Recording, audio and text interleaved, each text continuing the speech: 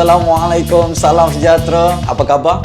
Okey, jadi saya hari ni nak buat, kita panggil kelas 5 minit lah. Okey, di mana kalau kita lihat ramai pelajar terutamanya tingkatan 4 ya. Kalau kita lihat dia tak tahu kan cara yang paling betul nak menjawab soalan-soalan struktur ataupun esei kan. Okey, jadi benda yang antara yang paling penting yang kita kena fahamkan, kita kena tahu okey kata kunci yang ada dekat depan ni okey merupakan nyata kan. Jadi kalau kita lihat dekat dalam tu kan, nyatakan ni kita terus straight forward. Maksudnya kalau dapat soalan struktur atau esei yang macam ni, maksudnya kita terus tuliskan apa benda yang perlu ada dekat dalam tu. Okey, sebagai contoh kalau kita lihat ya, soalan yang pertama tu, nyatakan apa yang dipanggil sebagai prinsip-prinsip rukun negara Malaysia, terus jawab. Okey, jadi katakanlah kita lihat dekat sini ya, kita tahu yang prinsip rukun negara Malaysia ada 5. Okey, iaitu kepercayaan kepada Tuhan, kesetiaan kepada raja dan negara, keluhuran perlembagaan, kedaulatan undang-undang dan juga kesopanan dan kesusilaan. Jadi pemeriksa, okey, dia expect ataupun dia menganggap anda kena terangkan. Maksudnya nyatakan, bagi tahu apa yang anda tahu.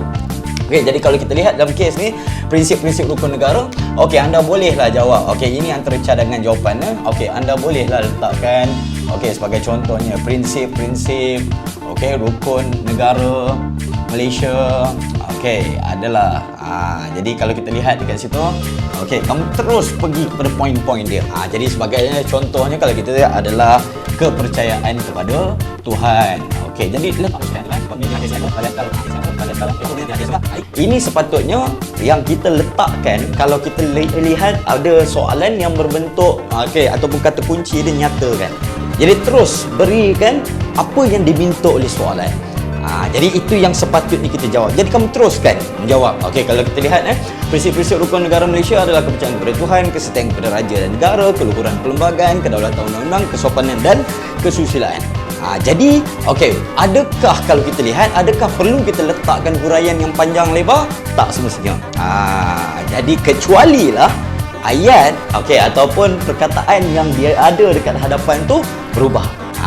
Jadi kalau kita lihat apa benda dan juga apa perubahan dia. Katakanlah kita lihat dekat depan ni, jadi soalannya ditukarkan kepada huraikan. Contohnya kita lihat pula kalau ada soalan yang mempunyai kata kunci huraikan prinsip-prinsip rukun negara Malaysia, jadi haruslah kita bagi sedikit penerangan tambahan. Jadi kalau kita lihat okey, kepercayaan kepada Tuhan. Prinsip-prinsip rukun negara Malaysia adalah kepercayaan kepada Tuhan.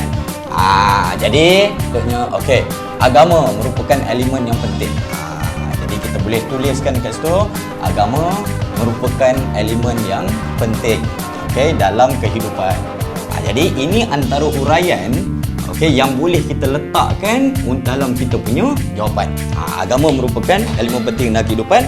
Dan juga kalau kamu nak letakkan tambahan huraian pun boleh, tak ada isu. Katakanlah soalan ni markahnya lebih dan juga soalan dia merupakan soalan yang esei. Okey, jadi kita lihat okey, agama merupakan elemen penting dalam kehidupan.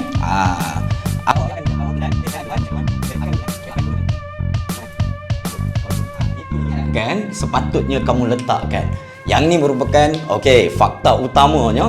Lepas tu kemudiannya kita lihat yang ni merupakan tambahan huraian. Okey, dan juga kita lihat yang ni huraian tambahan. Jadi kalau katakanlah kamu nak letakkan contoh, boleh ke tak boleh untuk esei terutamanya? Boleh. Jadi letakkanlah contoh. Okey, jadi contoh kamu nak masukkan apa contohnya? Okey, contohnya di Malaysia. Jadi kalau kita lihat contohnya di Malaysia,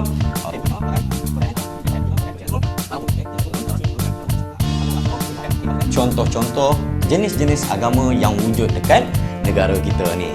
Jadi jangan risau sangat tentang soalan struktur dan juga terutamanya soalan esei. Yang penting kita kena tahu bagaimana nak kembangkan. Macam mana kita nak kembangkan, kita perlu banyak membaca dan kena ambil tahu tentang apa yang berlaku dekat sekeliling kita dan juga apa yang berlaku dekat dalam dunia. Banyakkan membaca. Terima kasih sekali lagi kerana menonton. So I'll see you around. Okay, stay home, stay safe, take care. Bye-bye.